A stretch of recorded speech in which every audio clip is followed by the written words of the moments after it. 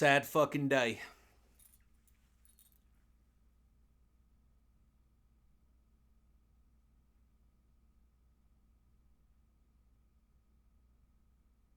You know, I'm going to tell you this.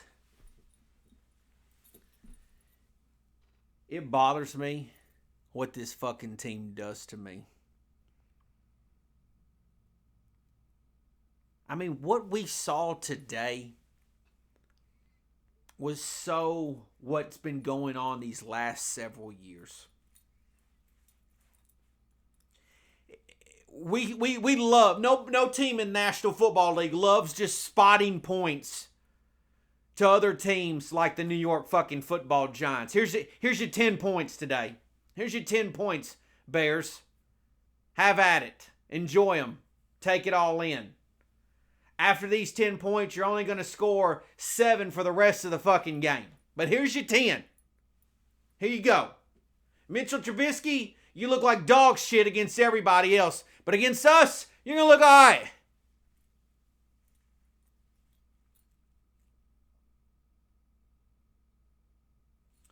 Barkley got hurt today.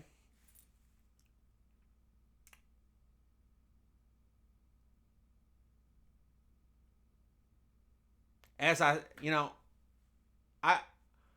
don't want to sit here and say, like, I don't want to tell you guys, I don't want to be here and just say, like, oh, I was right. I don't want to be that, man. I don't want to be a negative Nancy that's just right. But when you're trying to do too much, you're gonna fucking get hurt in this league.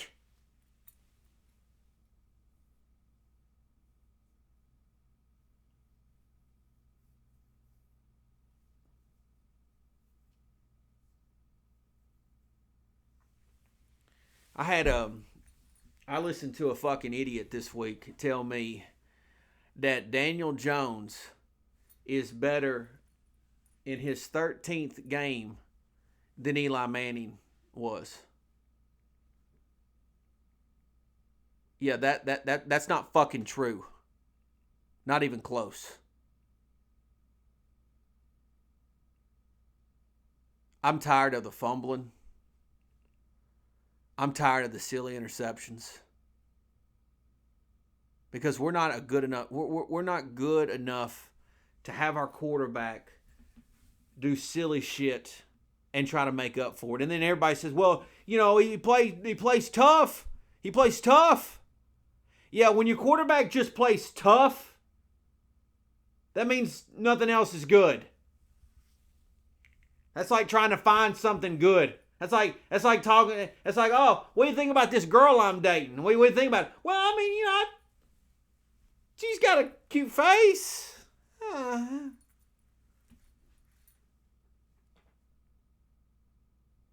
And so, this team looks dead at halftime. Completely dead, right? The Bears dominated the first half, which, by the way, any Bears fans watching this video, if you want to be like the Steeler fans and talk tough after the game, when there's clearly, stuff that I made before the game, if you want to talk tough now, that's fine. Go ahead, be a bitch. But congrats on your win today. Congratulations. Any Bears fans, congrats on your win. You guys did what you had to do to win the game. Completely dominated the first half. Giants, not ready to play to start the game. Not ready. No energy. Nothing. Just here's 10 fucking points. And then in the second half, the Giants get some things going. Made some adjustments. I will say, I like Joe Judge's coaching style. The way he used his timeouts. The way the adjustments were made. Things were getting better in the second half. But here's the thing. What is it that I always say? They started to reel me in.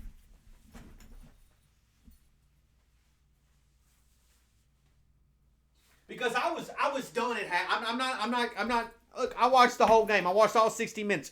But at halftime, you could have stuck a fucking fork in me. Doesn't mean I was going to stop watching the game, but I said, oh, today's not the day. Well, Joe ain't getting a win today. But then what do the Giants do year after year now? They cast that line out there and just fucking reel me back in, and then I get invested deep in the game. And the fact is for those that don't understand the concept of what I'm saying is, sometimes it would just be better if you just would whoop my fucking ass. Just beat the dog shit out of me. Make the score fucking 31-0. I'll just take my ass whooping and move on to next week. But instead, what the Giants want to do is let me get all the way back in and start feeling something again. Almost like I'm getting me a second dose of this shot. And then I start telling myself, oh, we can win this game. Oh, we just made a big stop right here.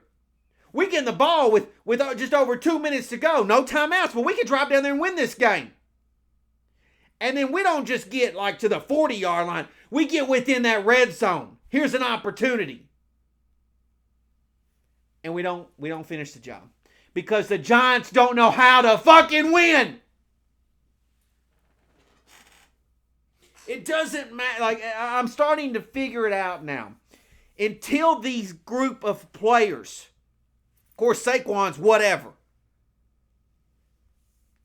Until these group of men, players, figure out how to win together, it really doesn't matter who's leading the ship.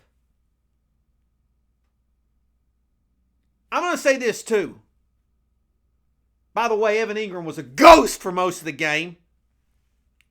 I know my boy Darius dropped a big third down pass, but he played pretty good. The defense was you know, I don't understand. It seemed like the Bears ran the ball really good today, and on paper, we shouldn't be giving up a lot of rushing yards. But the defensive unit locked it down in the second half. Completely locked it down and gave our offense an opportunity to come back and win that game. And of course we don't. We just tease me and all the other Giant fans.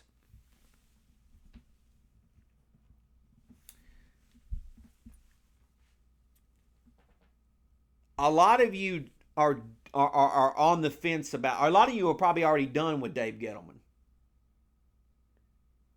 But I'm going to tell you something. I'm this fucking close. This fucking close to being off the fucking Gettleman train. Because Daniel is not, I'm not seeing the upgrade from a year ago. I'm still seeing the same nonsense. And his ass, his ass is responsible for Dave Gettleman. Bottom line. Saquon goes down. Not exactly Dave Gettleman's fault. But the fact is, there's another fucking first round draft pick. A high one at that. That we don't have anymore. For the time being. How many of them? There's stacks of them. So now this Giants team, who didn't have an identity coming into it, now has to dig even deeper to find a fucking identity.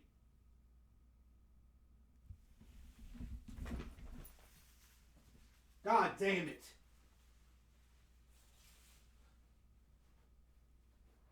No, let me say this. Before anybody comes to this video and beats me up about losing Saquon Barkley, understand that even a week ago, 2 weeks ago, I was telling everybody Saquon's overrated. Now, I'm not going to beat him up on the day that he got hurt. I'm not doing that. But my point is you're not coming to me and telling me the Giants having a rough year because Saquon's hurt. If you think the Giants having a rough year because Saquon's hurt, you don't know what the fuck you're talking about. I'm not in the camp of he's top 3 best running back in the league. That's for the booger eaters.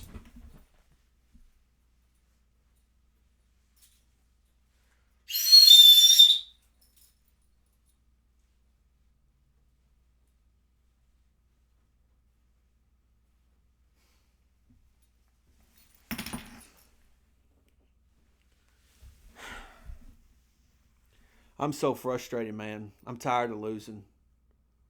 I'm so fucking tired of losing. And then on top of it now, you guys took and I don't give a I don't care what most of you say because I love my team and I know what they need and what they don't need. And it bothers me. It still ticks me off that y'all took away one of my heroes, one of my favorite players. And Daniel Jones is out there and I need him to be fucking better, like way better. Not just like kind of better, way fucking better. He's not way better.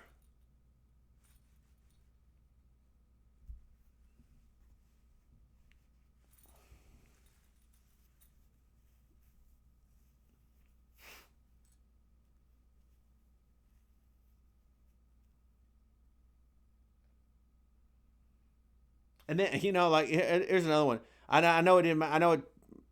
What about like when the Bears go for it on fourth down and they knock it up in the air and the lineman catches it for a first down? It's like the ball doesn't even fucking bounce our way anymore. Never.